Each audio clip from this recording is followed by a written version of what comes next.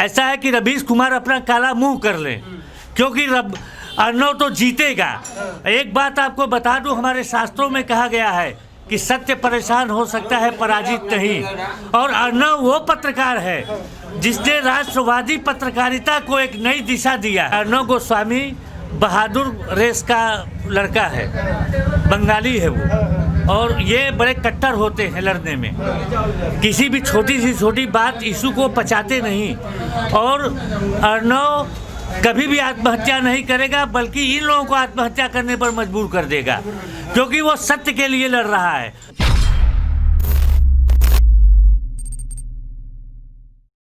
तरह से कार्य कर रहे हैं उद्धव ठाकरे, असली तानाशाही तो वो कर रहे हैं। और उसके बाद जो पत्रकार हैं जो अपने आप को फ्रीडम ऑफ एक्सप्रेशन का मसीहा बोलते हैं, जैसे रवीश कुमार हैं और भी वामपंथी पत्रकार हैं, इस पे एक शब्द नहीं बोल रहे। रवीश कुमार का कल लेख पढ़ रहे थे, बोल रहे थे कि अर्नब का घर देख के हमको ईर्ष्या होती है। मैं इतने साल से पत्रकारिता में हूँ, गाजियाबाद बारे मेरे फ्लैट पे 2 कुर्सी रखने का स्थान नहीं है। इस पर क्या कहेंगे? देखिए, पिछली लोकसभा चुनाव में सारे सेक्युलर दल जो कहते थे मैं लोकतंत्र का रक्षक हूँ, मैं अभिव्यक्ति की स्वतंत्रता का रक्षक हूँ, वो सारे लोग एक साथ लड़े चुनाव, और उनकी क्या गति हुई आपने देखा। वही लोग आज बम्बई में हैं। तो इस तरह की बातें कांग्रेस करती है ज़रूर कि हिंदुस्तान में मोदी के समय में भय लगता है, यह देश रहने लायक नहीं है, पुरस्कार वापसी करेंगे, देश छोड़ के जाने की बात करेंगे। लेकिन जब खुद पर कोई बात आती है तो ये लोग सबसे बड़े तानाशाह साबित होते हैं। आपको मैं बताऊं कि आप देख लीजिए, दुनिया में जहाँ जहाँ वामपंथी बहुमत में हैं, वहाँ वहाँ लोकतंत्र नहीं है, अभिव्यक्ति की आज़ादी नहीं है। आप पूरे दुनिया के नक्शे को देख लीजिए, वामपंथी सरकारें हों चाहे वामपंथी विचारधारा के लोग हों, ये लोकतंत्र और अभिव्यक्ति की आज़ादी में विश्वास ही नहीं रखते। और रवीश कुमार की बात करते हैं आप। रवीश कुमार बहुत ही गंदा किस्म का इंसान है। पहले ये खुद देखिए कि इसकी बहन और इसका भाई किस आपराधिक धारा में गिरफ्तार हुआ था पटना में। रवीश कुमार तो पत्रकारिता की नौकरी किए हैं, जो भी 10-5 हज़ार रुपये पाते होंगे उससे स्टार्ट किए अपने जीवन। और जो पत्रकारिता की नौकरी करेगा वो कितना आगे बढ़ेगा। तो उनको दूसरे का धन देख के कोफ्त होता है, तो पहले राहुल गांधी का धन देखे, जो कुछ भी नहीं करता है लेकिन हर हफ्ते विदेश यात्रा करता है, जो एटीएम से नोटबंदी के समय में 4,500 रुपया निकाला, आज तक उसका पैसा खर्च नहीं हुआ, वो कभी बैंक पर नजर नहीं आया। तो उसकी धन की तरफ देखे, वो देखे चिदम्बरम के धन की तरफ, जिसने गमले में गोभी उगा के करोड़ों कमाए।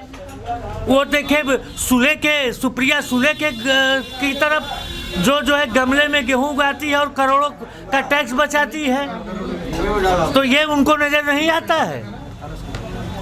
तो रवीश कुमार बोले थे काला स्क्रीन कर देंगे। ऐसा है कि रवीश कुमार अपना काला मुंह कर लें, क्योंकि अर्नव तो जीतेगा। एक बात आपको बता दूं, हमारे शास्त्रों में कहा गया है कि सत्य परेशान हो सकता है, पराजित नहीं। और अर्नव वो पत्रकार है जिसने राष्ट्रवादी पत्रकारिता को एक नई दिशा दिया है। सर, अर्नब गोस्वामी को इतने दिनों से परेशान किया जा रहा है।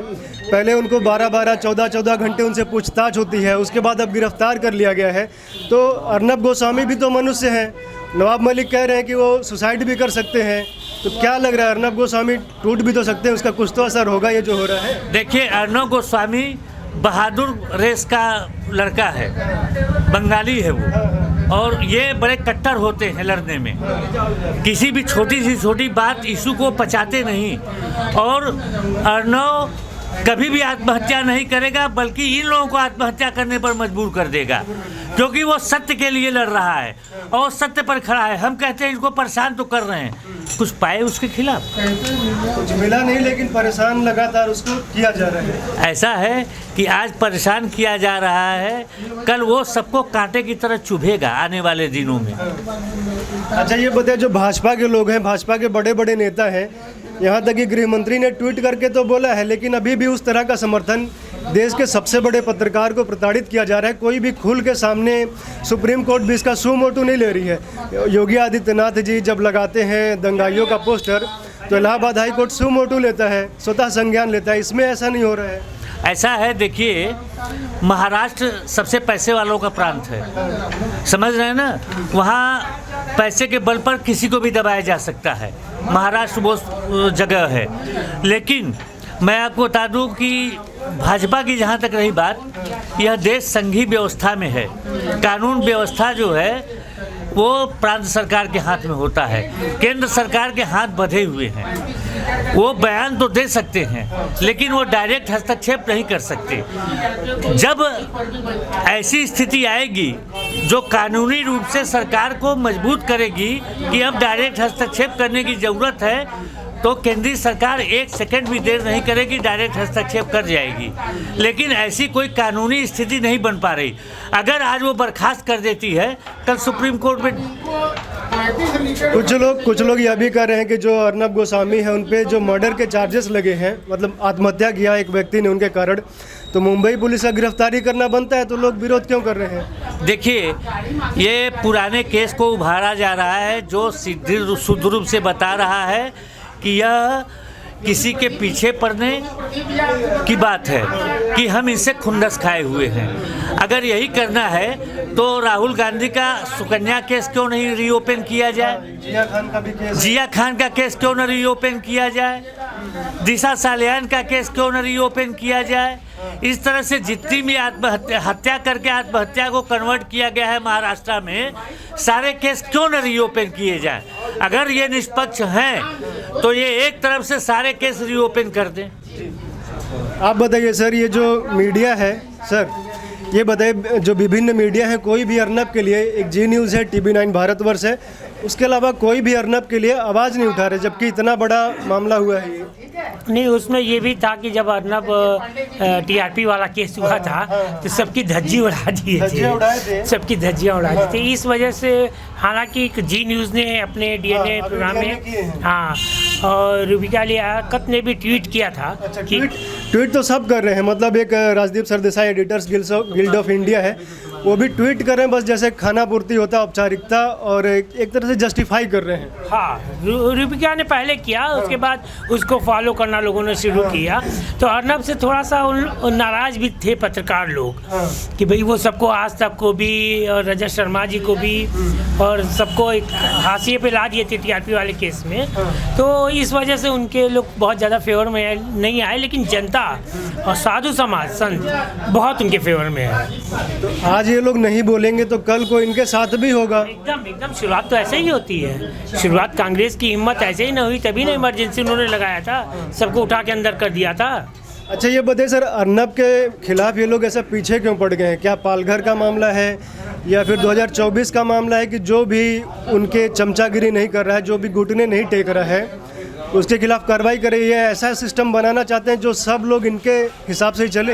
हाँ, देखिए, पालघर वाले पे तो जितना अर्नब ने बोला उतना तो किसी चैनल ने बोला ही नहीं।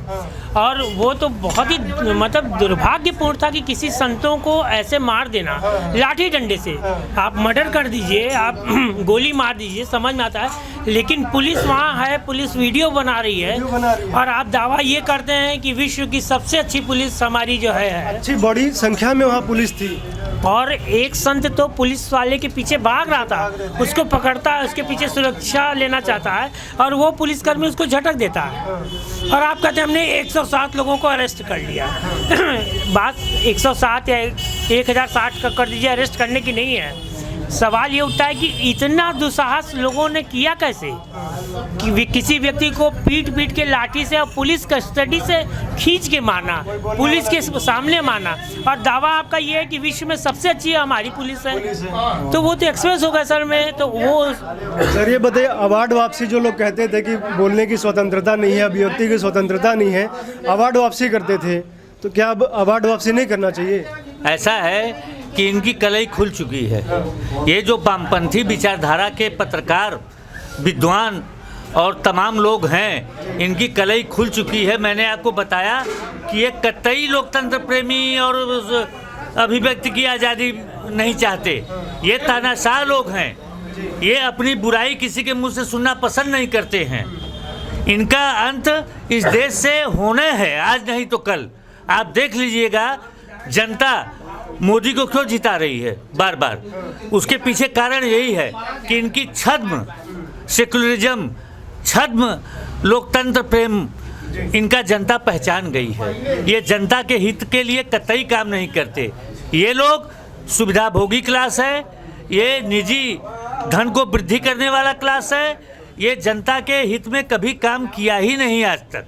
आप कुछ कहना चाह रहे थे? आप देखिए दुर्भाग्य देश का, देखिए कि बहुत पहले एक आमिर खान का प्रोग्राम आता था सत्यमेव जयते, उस पर उन्होंने एक इंटरव्यू में कहा कि मेरी वाइफ गौरी जो है गौरी, हाँ। वो बहुत परेशान है और उसको देश में डर लगता है। आज सोचिए उसकी बिटिया बेचारी 16 साल की है और वो कहती है कि मेरे रिश्तेदारों ने मेरे संग यौन शोषण किया, उसके रिश्तेदारों ने किया, यानी आमिर खान के ही सगे संबंधियों ने किया।